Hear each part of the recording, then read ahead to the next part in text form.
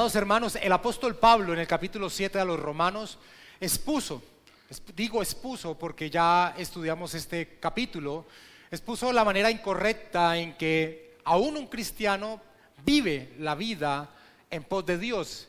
Y en el capítulo 7 se enfatiza el yo como la manera, las fuerzas propias como la manera en que se expone en el capítulo de la manera incorrecta en que se vive la vida, aún la vida cristiana, un fracaso, porque nuestra naturaleza es caída y frente a la voluntad de Dios es incapaz, y estudiamos ese capítulo 7 de Romanos. Ahora el capítulo 8 de Romanos, que iniciamos a estudiar tiempo atrás en los primeros 4 versículos, tiene algo muy especial que enfatizábamos en ese momento, y es que es el capítulo donde más se nombra al Espíritu Santo, porque en el capítulo 8 encontramos la manera que las Escrituras nos enseñan de cómo se vive la vida cristiana. La vida cristiana se vive en el poder del Espíritu Santo. Eso es lo que encontramos en el capítulo 8. Y vimos cuando iniciamos el estudio del capítulo 8 que el apóstol Pablo expone una vez más en una frase, expone una vez más la gloriosa doctrina de la justificación por la fe. Es decir, que los creyentes, los que están unidos a Cristo, son salvos, no hay ninguna condenación, porque están unidos a la persona del Señor Jesucristo. Somos salvos por la fe en la persona del Señor Jesucristo. Por eso en el versículo 1 hay una afirmación tajante. El apóstol Pablo inicia ese capítulo diciendo: ninguna, ahora pues, ninguna condenación hay para los que están en Cristo Jesús. Ninguna es ninguna. Ninguna condenación hay para los que están en Cristo Jesús. Es como un resumen rápido que siempre trae el apóstol Pablo en torno a la verdad de nuestra salvación. Aprobados delante de Dios, no por algo que nosotros podamos hacer, porque no podemos hacer algo para ser aprobados por Dios y ser salvos, sino por la obra de nuestro Señor Jesucristo. Pero la obra de nuestro Señor Jesucristo, su salvación, no solo nos libra de la condenación que merecíamos. Todos los hombres nacemos condenados, nacemos merecedores de la ira de Dios. Cristo, por su obra al morir en la cruz, pagó esa condenación, y por su vida perfecta nos da la capacidad de venir ante Dios y ser aprobados por Él. Pero la obra de nuestro Señor Jesucristo no solo tiene ese aspecto en torno a nuestra salvación, sino que la obra del Señor Jesucristo también nos salva de la naturaleza corrupta en la cual nacemos. Es decir, la obra del Señor Jesucristo no solo es justificación, sino que también es santificación. Y eso es lo que el apóstol Pablo del versículo 2 al versículo 4 expone que también ha logrado la obra de nuestro Señor Jesucristo.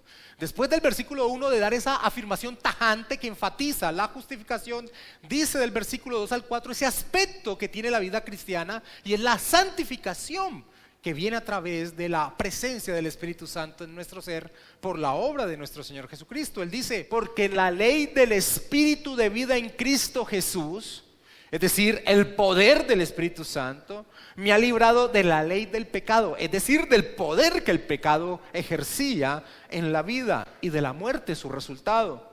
Porque lo que era imposible para la ley, por cuanto era débil por la carne, Dios, enviando a su Hijo en semejanza de carne de pecado, y a causa del pecado condenó al pecado en la carne, para que la justicia de la ley se cumpliese en nosotros. El resultado de la obra de nuestro Señor Jesucristo no es solo la justificación, ser aprobados por Dios, gloria a Dios por ello. Somos salvos por la obra de Cristo, por su justicia, porque Él pagó la pena que nosotros merecíamos recibir. Pero no solo queda allí la salvación del Señor, sino que también nos permite triunfar de esa condición corrupta en la cual nacemos y que nos hace imposibles serles agradable a Dios. Es por eso que el final del versículo 4 de Romanos capítulo 8 expresa el fruto natural de la vida del cristiano de esta manera. Pablo dice que no andamos conforme a la carne, sino conforme al Espíritu. Y todos sabemos que cuando el apóstol Pablo en sus epístolas dice andar, significa vivir. Básicamente en estos 4 versículos que ya estudiamos tiempo atrás, Pablo ha expuesto el resultado de la obra de nuestro Señor Jesucristo. Ninguna condenación, justificados delante de Dios. Pero no solo eso, sino también con el poder de vencer la naturaleza corrupta que existe dentro de nuestro ser y que se ve reflejado en la forma en que vivimos, que no andamos conforme a la carne, sino conforme al Espíritu. Es decir, que el cristiano no vive según los dictados de su naturaleza pecaminosa que aún reside en él, sino que ahora vive según la dirección del Espíritu Santo que ahora mora en él. Esta misma verdad que él ha expresado aquí, se los ha dicho a los creyentes de las iglesias de la región de Galacia, no en una forma descriptiva que encontramos en Romanos capítulo 8, porque hay algo muy interesante en el principio del capítulo 8 de Romanos. Pablo desde el versículo 1 hasta el versículo 11 describe la vida cristiana. La última vez que estuvimos en torno a la epístola a los romanos estudiamos los primeros 4 versículos. Hoy vamos a estudiar del versículo 5 al 11 y es muy importante entender que Pablo no está exhortando aquí nada. Él no está teniendo imperativos en sus expresiones. Pablo no está ordenando nada. Pablo está describiendo la vida del cristiano.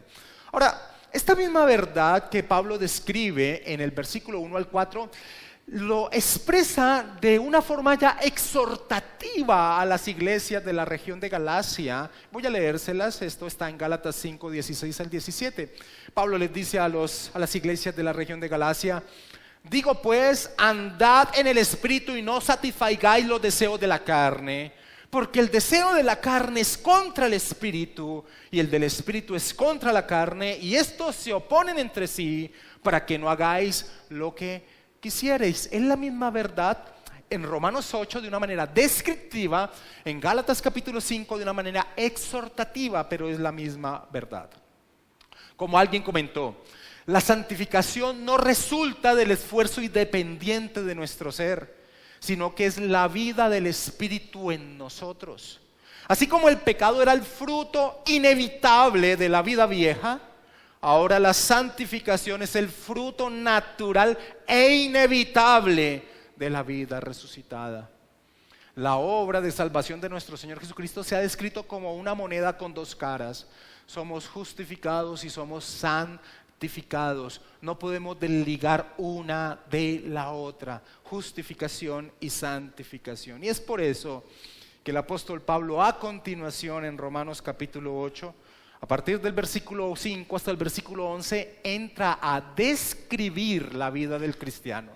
Ahora lo hace de una manera muy interesante porque lo hace contrastándolo con la vida del incrédulo, con la vida de aquel que no está unido a Cristo. Y esto con el objetivo de hacer evidente lo absurdo, y esta es la parte aplicativa que tiene esta enseñanza de esta mañana. La intención del apóstol Pablo es hacer evidente lo absurdo que es continuar viviendo como si el poder del Espíritu de Dios no residiera en nuestro ser. Vamos a ver una descripción en esta mañana que hace Pablo del no creyente, del incrédulo, de aquel que no está unido a Cristo, versus a aquel que está unido a Cristo. Es una descripción de lo que son y de cómo viven. Es una descripción y eso es importante tenerlo presente. Una vez más, antes de entrar a abordar este estudio del versículo 5 al 11, es importante entender cuál es el objetivo que tiene el apóstol Pablo en este capítulo 8. El objetivo que tiene el apóstol Pablo en este capítulo 8 es el mismo que inició en el capítulo 5 de la epístola a los romanos. Es decir, mostrarle al cristiano que su salvación es absolutamente segura, la seguridad de su salvación. Ese es un tema que Pablo inició en el capítulo 5 de la epístola a los romanos. Hizo un break, hizo un paréntesis para enfocar en temas que tenía que explicar en torno a la relación del cristiano con el pecado, la relación del cristiano con la ley. Pero aquí en el capítulo 8 retoma el tema del capítulo 5 de un tema fundamental en la vida cristiana, y es la seguridad de la salvación. O sea, hay una característica que tenemos los cristianos evangélicos, es decir, aquellos que nos sometemos a la única verdad que surge de la palabra del Señor, es que estamos seguros de nuestra salvación, porque hemos entendido que es una obra ajena a nosotros, es un regalo de Dios para nosotros. Y eso es lo que Pablo va a resaltar aquí en medio de esta enseñanza, donde retoma lo que ha iniciado en el capítulo 5. Ahora, cuando nosotros hablamos de la seguridad de la salvación, debemos entender que el cristiano tiene segura o tiene el entendimiento de su seguridad de la salvación, no solo porque conoce doctrinalmente lo que la Escritura enseña. Es decir, esa seguridad subjetiva, es decir, que nosotros plenamente sepamos que somos salvos. Esa seguridad no solo viene por conocer doctrinalmente lo que la Escritura nos enseña, eso es un aspecto fundamental. Pero hay otro aspecto fundamental en ese punto tan importante en la vida de los cristianos, que es saberse salvos. Y ese aspecto es que podemos ver que nuestra vida tiene testimonio real de que hemos sido salvos. Es decir, muchas personas conocen doctrinalmente lo que la Escritura enseña y esa es una parte de la seguridad que tienen dentro de su ser. Pero si no tienen un testimonio claro con sus propias vidas de que realmente han sido salvos, esa seguridad siempre será algo inestable. Y tristemente me encuentro con muchos hermanos que conocen doctrinalmente que la Escritura les dice que son salvos, pero tienen una gran incertidumbre dentro de su ser, y es porque este paso de que su vida da testimonio de que realmente son salvos no se ha dado. Esto es muy reiterativo en la Escritura, en el Nuevo Testamento. No solo el apóstol Pablo lo trata. Primera de Pedro también enfatiza esa verdad. Primera de Juan también enfatiza esa verdad, ese testimonio subjetivo que necesitamos dentro de nuestro propio ser, de que el Espíritu Santo realmente mora en nosotros. Así que es fundamental esta descripción que va a hacer Pablo, porque aunque hoy va a describir, la próxima semana vamos a ver que va a exhortar en torno a la vida en pos de Cristo. En otras palabras, la seguridad de la salvación de los creyentes es respaldada o demostrada por su estilo de vida cristiano.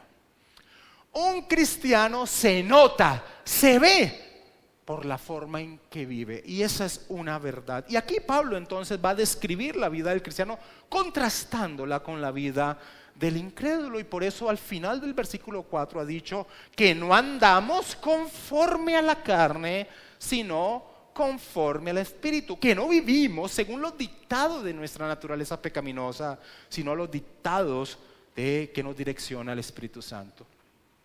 La mejor manera de estudiar estos versículos, del versículo 5 al 11, es de ver este contraste que hace Pablo, es primero centrándonos en la descripción que hace el apóstol Pablo de lo que es el incrédulo.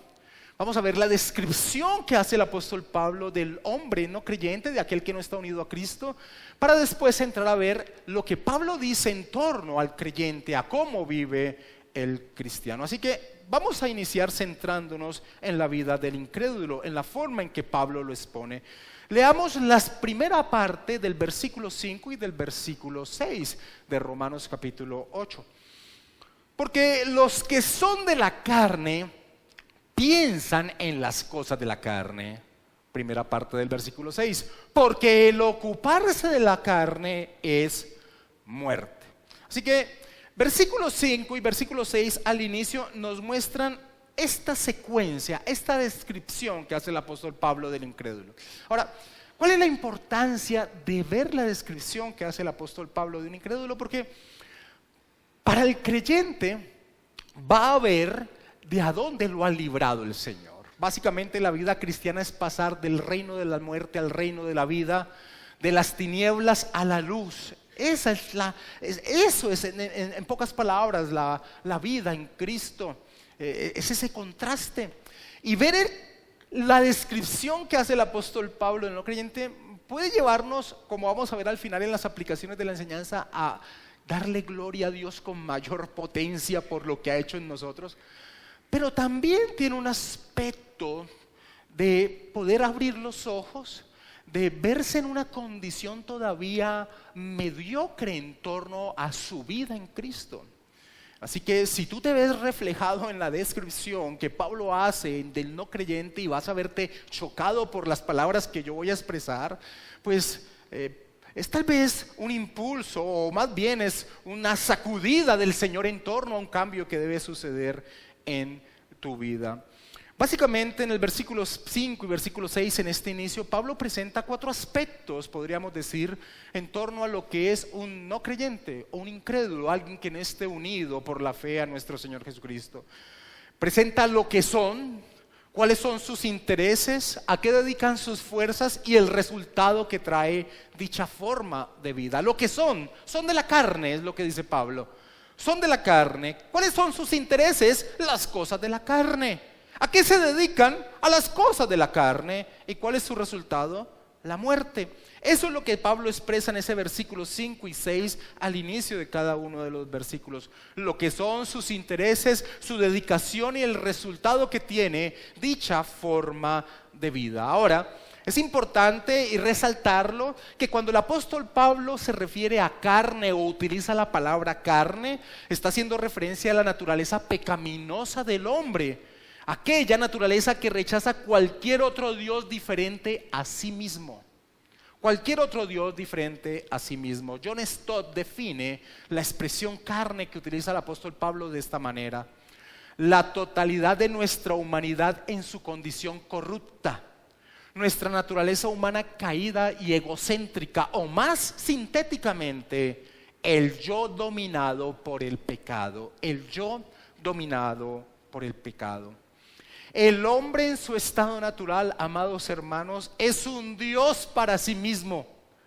Odia la idea de dar cuenta de sus acciones. Es independiente y se cree autónomo. Es decir, cree que Él fija las reglas de su vida. Él es el quien define qué es lo bueno y qué es lo malo. Y aborrece el hecho de que alguien le imponga qué es lo bueno o qué es lo malo. Es por eso que desea transgredir dichas determinaciones cuando se le imponen límites, porque quiere demostrar que no se sujeta a algo diferente a lo que él mismo define. Ese es el hombre dominado por su yo. Y esto tiene mucho peso en torno a lo que también, y no me quiero salir del tema de la exposición del texto, pero en torno a lo que es la disciplina dentro de la iglesia, porque el verdadero creyente, cuando es disciplinado dentro de la iglesia, reacciona positivamente a la disciplina. Pero el falso creyente rechaza y huye de la disciplina. Y ese es el propósito que también tiene la disciplina eclesiástica. El hombre dominado por su yo rechaza cualquier direccionamiento porque él es un Dios para sí mismo. Algunos teólogos han definido el pecado de la siguiente manera, como Strong, el teólogo bautista de tiempo atrás, él decía que el pecado básicamente es orgullo. Ahora, muchos teólogos han rechazado esa definición de pecado y dicen, no podemos limitar la expresión pecado, la definición de lo que es pecado a que es orgullo.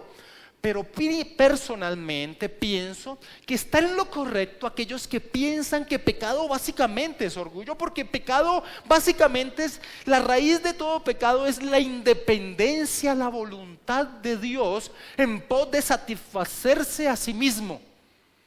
El incrédulo es de la carne porque su ser solo tiene un guía, una fuente a satisfacer, él mismo. Él es de la carne, él es su Dios. Él desea satisfacerse a sí mismo. Recuerden que si tú te ves muy alineado con lo que estoy expresando, esto tiene un porqué.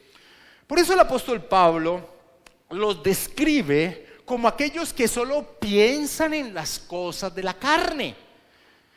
La expresión, o más bien la palabra piensan, ese es el mismo verbo que el Señor Jesucristo utiliza cuando, reprendiendo a Pedro, le dice: porque no pones la mira en las cosas de Dios, sino en la de los hombres. Es decir, que pensar en las cosas de la carne es que aquello que les preocupa, las ambiciones que les mueven, los asuntos que les absorben, su perspectiva, sus supuestos, sus valores, sus deseos y sus propósitos, son los que su naturaleza caída les dicta. Sus pensamientos solo giran en pos de ello. Desde que se levantan, su interés es la planificación de cómo realizar sus objetivos. ¿Qué es lo que tú primero piensas cuando te levantas? Que su nombre esté en el lugar más alto en que puedan colocarlo. No hay Dios en sus pensamientos, o más bien sí tienen a Dios en sus pensamientos, pero solo como un títere que utilizan para lograr sus objetivos. Y a ello dedican sus fuerzas, gastan todas sus energías en lograr sus objetivos. Son de la carne, piensan en las corazas de la carne y dedican sus fuerzas, hacen todo su esfuerzo para que su nombre, el nombre de cada uno, sea colocado en lo más alto que puedan. Cranfield, comentarista bíblico, dice: la feroz hostilidad del hombre caído para con Dios es la respuesta de su egotismo, es decir, ese deseo de que su nombre sea exaltado. La feroz hostilidad del hombre caído para con Dios es la respuesta de su egotismo, que es la esencia de su ser caído, a la demanda de lealtad que le hace Dios. Resuelto a imponerse, a sostener su independencia, a ser el centro de su propia vida, a ser su propio Dios, no puede menos que odiar al Dios verdadero, cuya existencia misma desmiente todos sus intentos de autonomía. Pero el resultado de ello, amados hermanos, el resultado de ese tipo de vida, su fruto, el final de todo dicho esfuerzo es la muerte. Es la muerte, como Pablo lo enfatiza también en el versículo 6. William Barclay dice: el permitir que las cosas del mundo dominen totalmente la vida conduce a la extinción. Al vivir así, se incapacita cada vez más para estar en la presencia de Dios. Se vuelve resentido contra la ley de Dios y el control de Dios. No piensa en Dios como su amigo, sino como en su enemigo, dice Barclay. Amados hermanos, el fruto de ese andar es la muerte, porque va en contra del propósito del por qué fue creado. La criatura no define cuál es el propósito de su existencia. Es el Creador quien ha definido cuál es el propósito de sus criaturas, y este no es otro de que vivan en pos de su gloria. Por eso me encanta estudiar la parábola del rico insensato. Halló tanta sabiduría en la parábola del rico insensato, aterriza tanto la verdad de la existencia, la parábola del rico insensato, cuando nuestra naturaleza pecaminosa trata de volar en sueños. La parábola del rico insensato no aterriza la realidad de nuestra existencia. Acompáñame, sin perder Romanos 8, a Lucas capítulo 12. Y miremos una vez más, y seguramente tú lo has estudiado 20,000 veces como yo lo he hecho, pero es que tiene tanta sabiduría la parábola, nos despierta del sueño que trata de crear nuestra naturaleza pecaminosa. Lucas capítulo 12, versículo 13. Y es muy importante ver de dónde surgen las parábolas. ¿Qué evento hizo que el Señor Jesucristo trajese una parábola? Y aquí está, dice: le dijo uno de la multitud: maestro, di a mi hermano que parta conmigo la herencia. Ahora, claramente las palabras de este hombre señalaban qué era lo que consumía sus pensamientos, sus fuerzas, sus deseos, sus objetivos: engrandecer su nombre.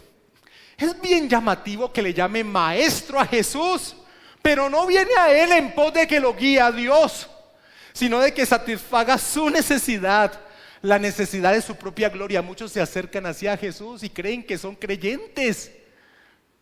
Maestro, Jesús, pero están centrados en su propia gloria. Y así el Señor omnisciente nos lo muestra, versículo 14 al 15.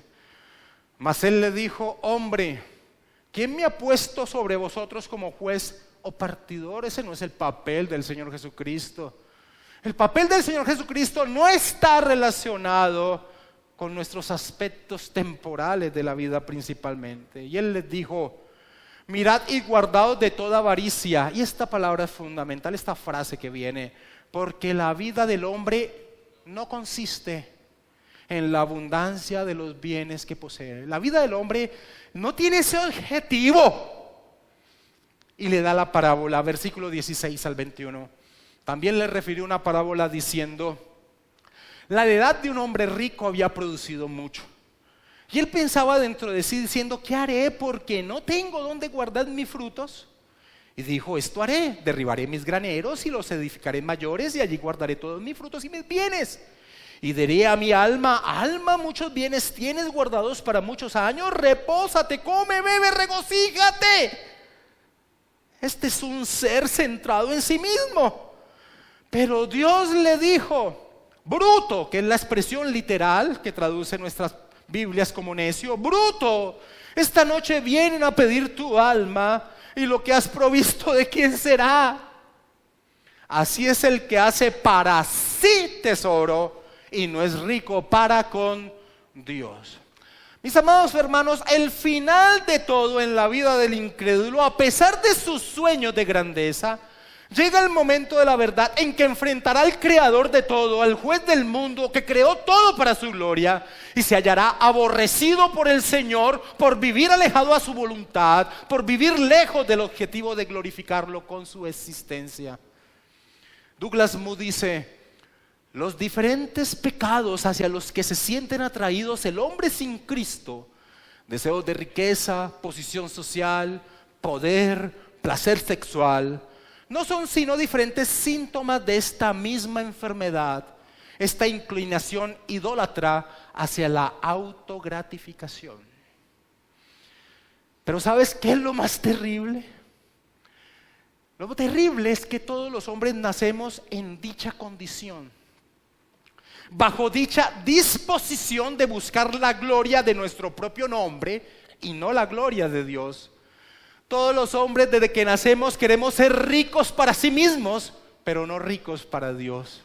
Esa es nuestra inclinación de nuestro ser caído natural. Pero hay una verdad aún más atroz que esta, y es la incapacidad de que por sí mismos podamos salir de dicha condición. Y eso es lo que expresa el apóstol Pablo en el versículo 7 y 8 de Romanos capítulo 8. Por cuanto los designios de la carne son enemistad contra Dios, porque no se sujetan a la ley de Dios, ni tampoco pueden. Y los que viven según la carne no pueden agradar a Dios.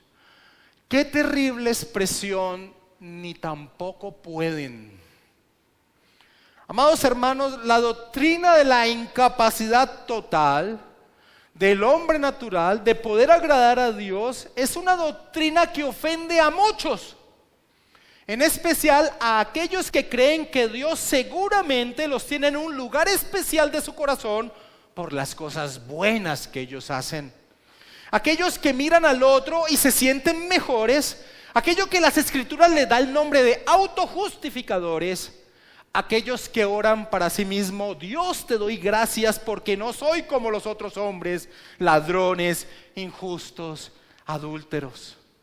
La doctrina de la depravación total, que señala que el hombre en su estado natural es un hombre en un estado miserable y desesperado, totalmente influenciado por el pecado, enemigo de Dios, ignorante de que sus buenas obras no son sino para Dios como trapos de inmundicia, como los trapos que utilizaban las mujeres cuando estaban menstruando.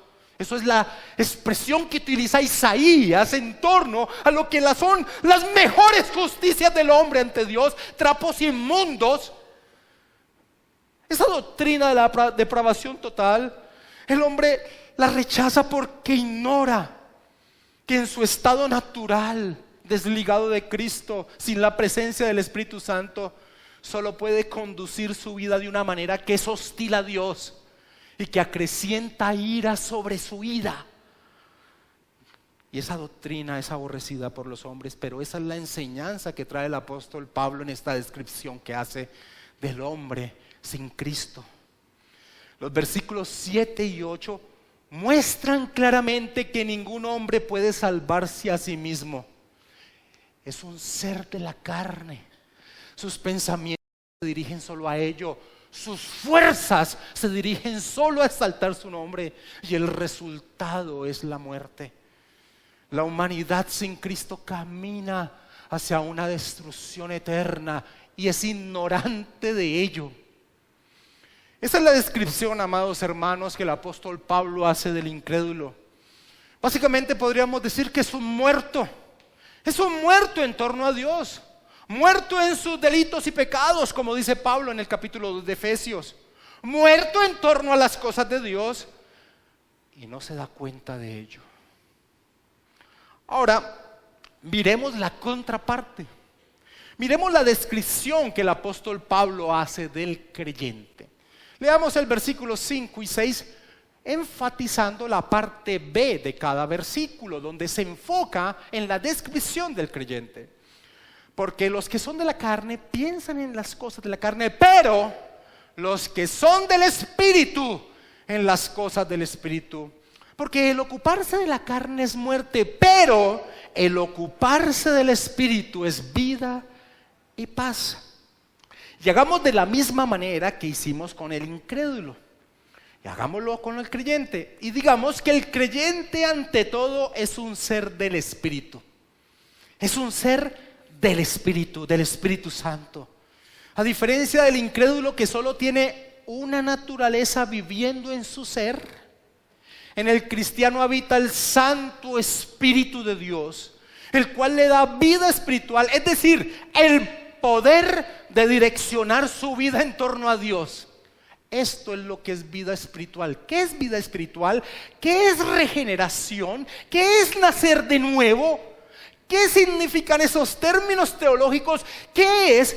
Básicamente la presencia del Espíritu Santo en tu vida, que te permite, en torno a una miserable condición de naturaleza que solo se guiaba en torno a tu yo, ahora direccionarse en torno a Dios. Eso es tener vida espiritual. Siendo de la carne, el hombre natural solo tiene un punto donde dirige su existencia, él mismo. Pero el cristiano, por la acción del Espíritu Santo, ahora tiene vida espiritual. Es decir, ahora la brújula de su vida apunta a Dios por la presencia del Espíritu Santo en nuestro ser. El teólogo español Francisco Lacueva así lo expresaba: Dios cambia el norte de nuestra brújula y el corazón así cambiado se mueve en dirección hacia el nuevo norte. De la misma manera que Lázaro tuvo que ser resucitado antes de poder moverse, así también nuestro ser tiene que ser impulsado por el Espíritu Santo para caminar en la verdad, decía Lacueva. Mis amados hermanos, los cristianos somos ante todo seres del Espíritu Santo. Colocamos nuestros pensamientos en las cosas del Espíritu, como Pablo lo señala en el versículo 5. Pero los que son del Espíritu piensan, que es lo que ha venido diciendo, en las cosas del Espíritu. Y ya vimos la contraparte, lo que significaba pensar y cómo el no creyente piensa, o tiene como principal objetivo en su vida. Pero Pablo dice que los que son del Espíritu Santo, piensan en las cosas del Espíritu. Es decir, su razón, entendimiento y afecto son afectados por la dirección del Espíritu de Dios. Como Pablo les dice a los colosenses, y voy a leer el capítulo 3, versículo 1 al 3, pero de la nueva traducción viviente. Pablo les dice a los colosenses una descripción también de lo que es un cristiano. Ya que han sido resucitados a una vida nueva con Cristo, pongan la mira en las verdades del cielo, donde Cristo está sentado en el lugar de honor, a la derecha de Dios. Piensen en las cosas del cielo, no en las de la tierra, pues ustedes han muerto a esta vida y su verdadera vida está escondida con Cristo en Dios. Colocar nuestros pensamientos en las cosas del Espíritu en última instancia es no olvidar nuestra posición privilegiada y que esta verdad domine nuestra perspectiva, nuestras palabras y nuestras acciones. William Barclay decía: el cristiano no tiene una mente propia. El cristiano, primero que todo, amados hermanos, ya no es un ser que se cree independiente. El cristiano, por la acción del Espíritu Santo, ha reaccionado y ha visto lo que es una criatura. El cristiano no tiene mente propia, decía Barclay. Su mente es la de Cristo. No tiene deseos propios. La voluntad de Cristo es su única ley.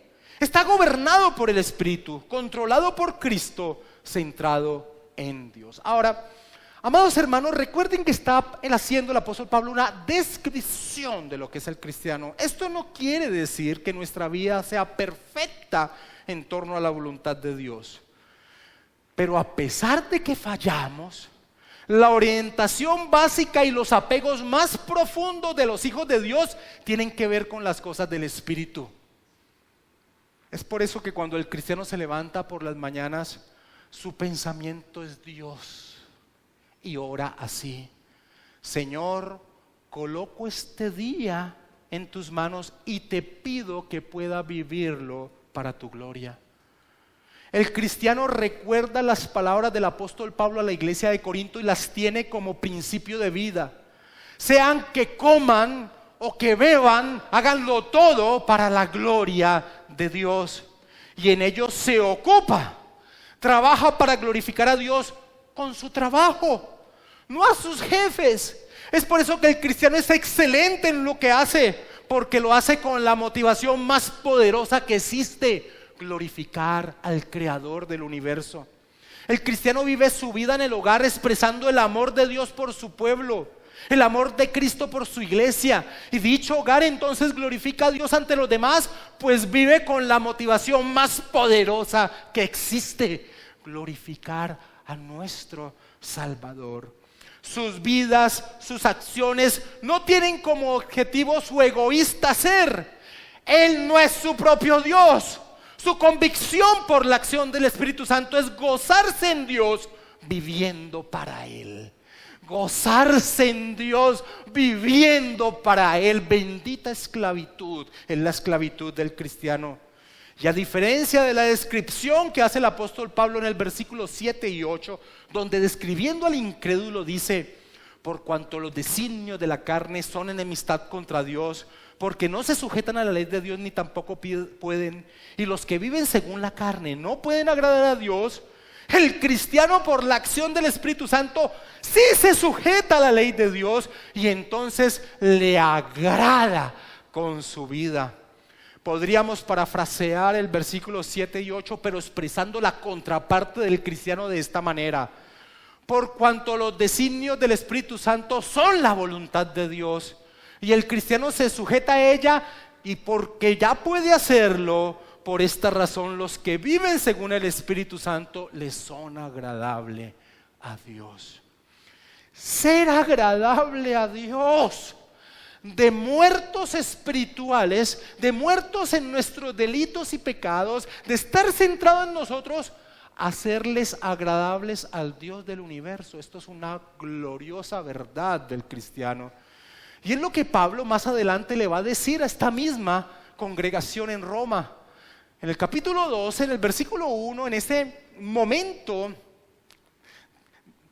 que da una segunda parte a la epístola de los romanos, el apóstol Pablo inicia diciendo algo que nosotros repetimos constantemente, pero a veces pasamos por alto: la expresión de que podemos ser agradables a Dios, de que ahora lo podemos ser.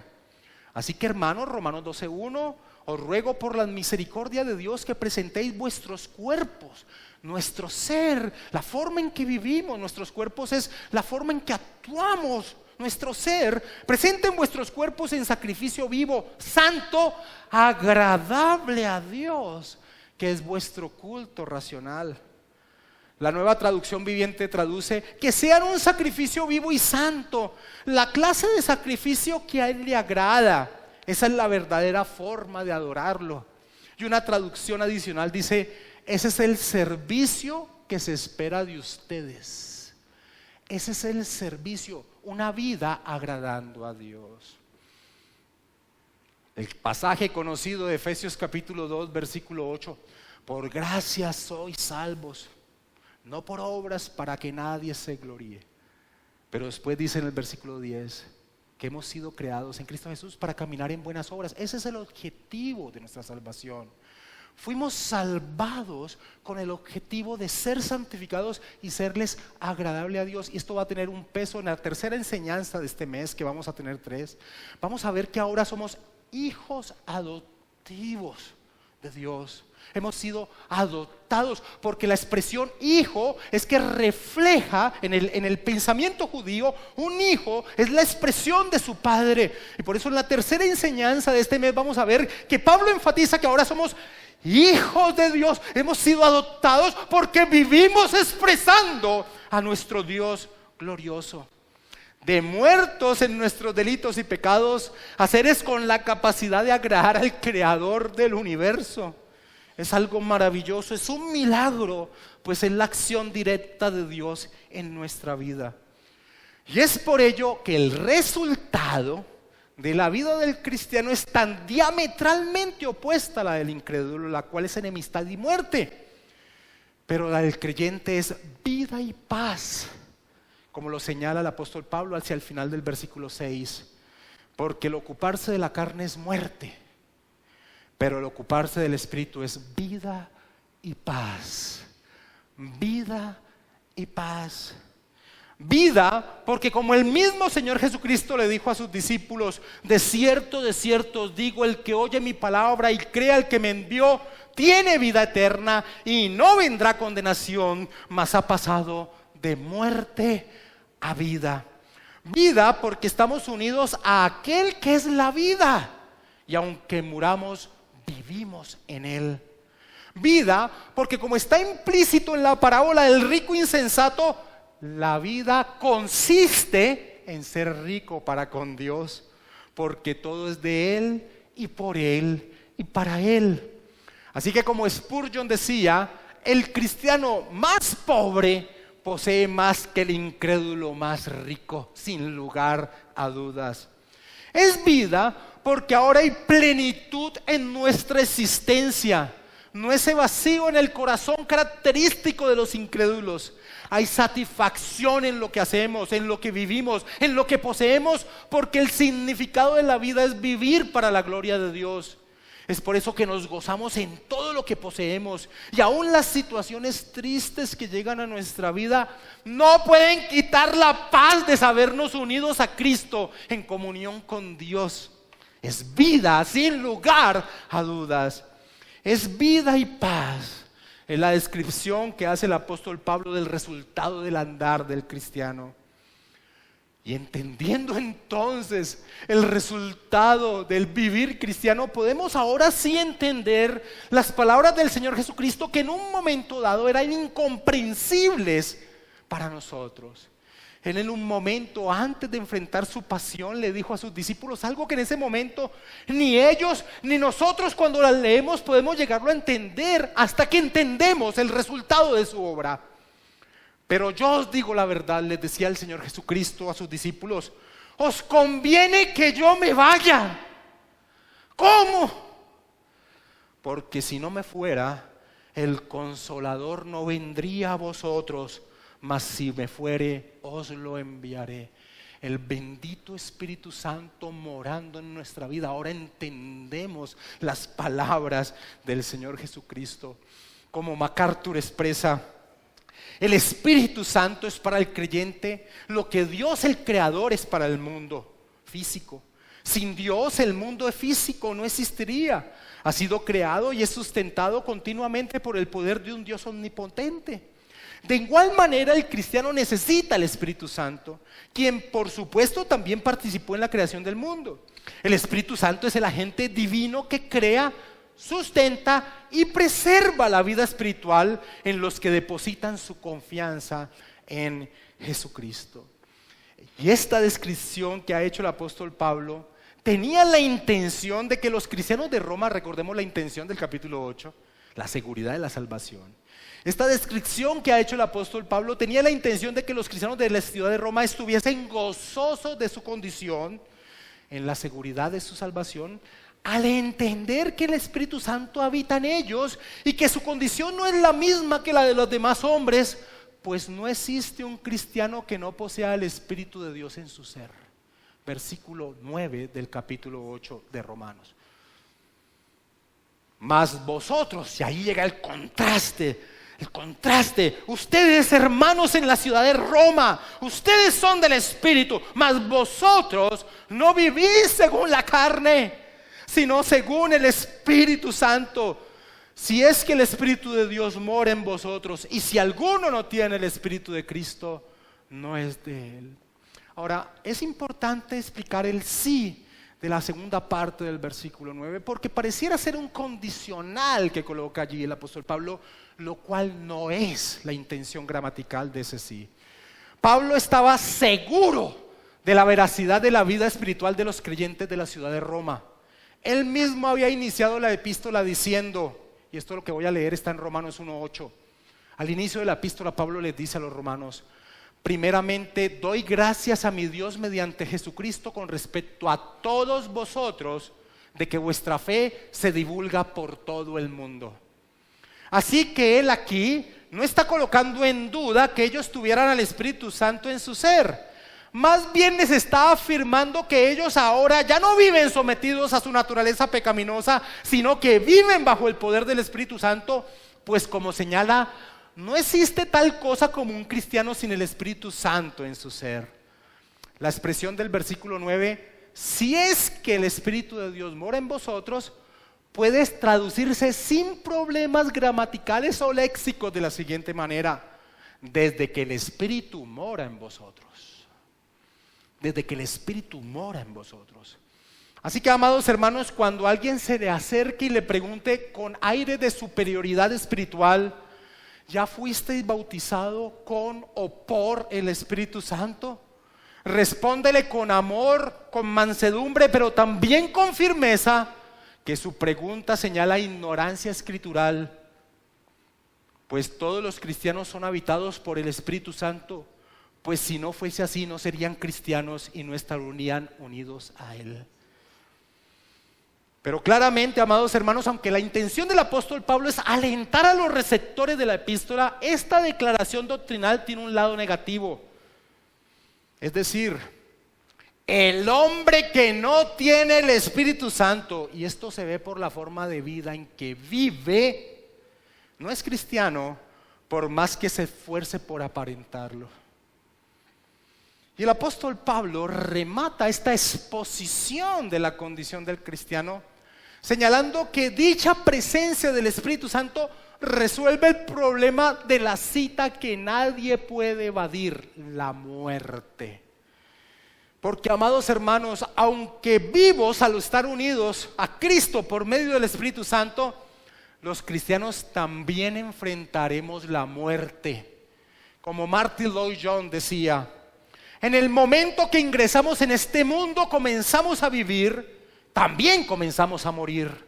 La primera bocanada de aire es una de las últimas que vamos a recibir. Todos tenemos el principio del deterioro que conduce a la muerte. Pero el cristiano posee una realidad, amados hermanos, que nadie más posee. Versículo 10 y 11. Pero si Cristo está en vosotros, y aquí no me voy a ahondar en algo que es muy interesante, pero no es el objetivo de la prédica, me centro en el objetivo de Pablo. Pablo utiliza indistintamente la expresión el Espíritu Santo y el Espíritu de Cristo. Y esto lo que nos señala es la bendita doctrina de la Trinidad: un solo Dios verdaderos, pero tres personas. Pablo no tiene problemas de hablar en un versículo del Espíritu Santo y al siguiente versículo hablar del Espíritu de Cristo, de la presencia del Espíritu Santo, y hablar de la presencia de Cristo no como que no tuvieran distinción las personas, sino más bien mostrando la unidad de ellas. Versículo 10 y 11. Pero si Cristo está en vosotros, el cuerpo en verdad está muerto a causa del pecado, mas el Espíritu vive a causa de la justicia. Y si el Espíritu de aquel que levantó de los muertos a Jesús mora en vosotros, el que levantó de los muertos a Cristo Jesús vivificará también vuestros cuerpos mortales por su Espíritu que mora en vosotros. El Espíritu Santo resuelve la condición que todo hombre tiene que enfrentar: la muerte, porque todos moriremos, amados hermanos. El autor de Hebreos dice que el hombre vive como un esclavo en este mundo pecaminoso por el hecho de saber que morirá. y entonces son esclavos de sus deseos pecaminosos porque ven a la muerte como el fin del todo. El autor de Hebreos dice: así que por cuanto los hijos participaron de carne y sangre, Cristo también participó de lo mismo para destruir por medio de la muerte al que tenía el imperio de la muerte, esto es, al diablo, y librar a todos los que por el temor de la muerte estaban durante toda la vida sujetos a servidumbre. La muerte no es un problema ya para el cristiano, no lo es, pero para aquel que está sin Cristo es el túnel oscuro al cual se tiene que enfrentar. El apóstol Pablo remata su enseñanza sobre la vida que nos ha sido dada por el Espíritu, señalando que aunque es verdad que los cristianos moriremos, pues aún reside la naturaleza pecaminosa en nuestro ser. Esa es una pregunta teológica: ¿por qué los cristianos morimos? Si el Espíritu Santo está en nosotros y hemos sido justificados por Dios.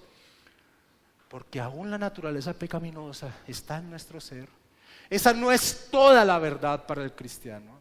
Esa es la verdad para el incrédulo, para aquel que no está unido a Cristo. Para él la muerte es un túnel oscuro y tenebroso, pero no para el cristiano, porque por la obra de justificación que logró nuestro Señor Jesucristo, nuestro ser ha recibido vida por la presencia del Espíritu Santo, quien como levantó de los muertos al Señor Jesús por su poder, asimismo lo hará con nuestros cuerpos. Alguien dijo lo siguiente: id al lecho de muerte del incrédulo y ved la ansiedad, el miedo y la desesperación que lo rodea.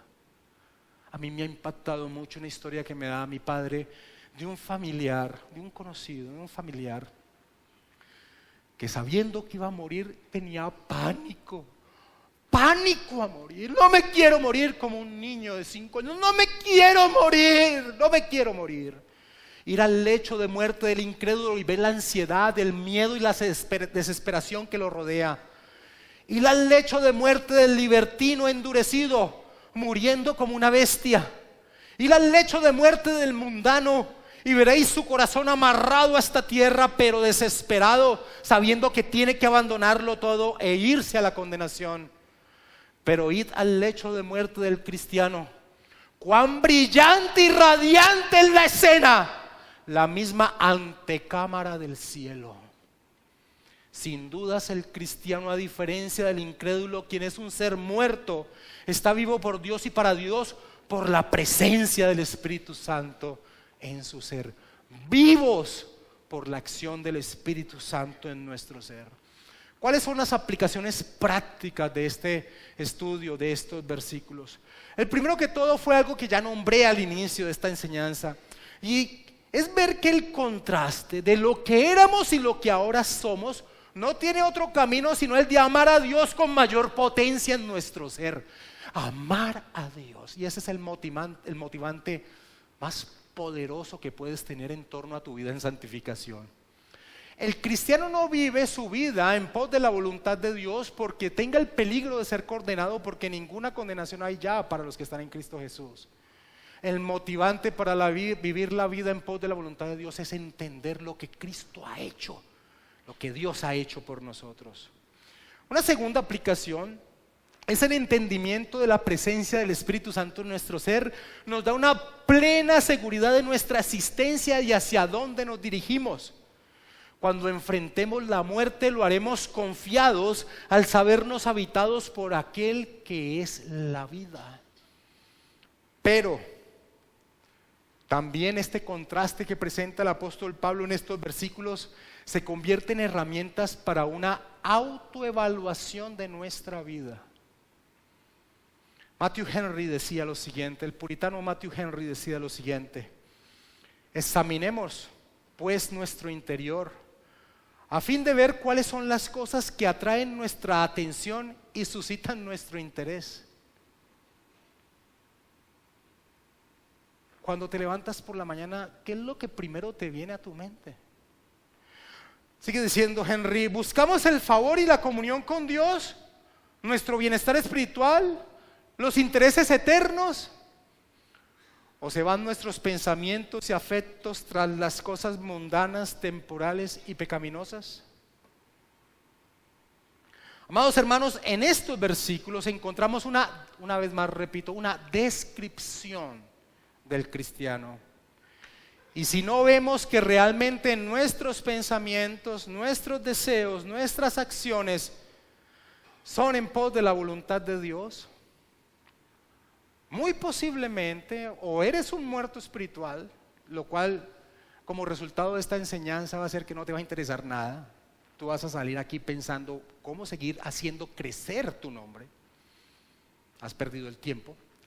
Pero si tú te ves confrontado con aspectos de lo que es la descripción que Pablo hace del incrédulo, es tal vez porque no has cumplido el mandato que Pablo dará a continuación en el versículo 12 y 13 y que estudiaremos la próxima semana.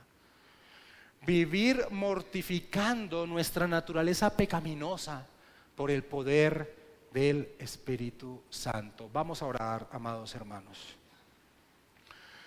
Bendito Señor, qué glorioso Señor, amado eres, bendito seas. Estamos vivos por ti, Señor amado, como veíamos la semana pasada, amado Señor. Ya no hay una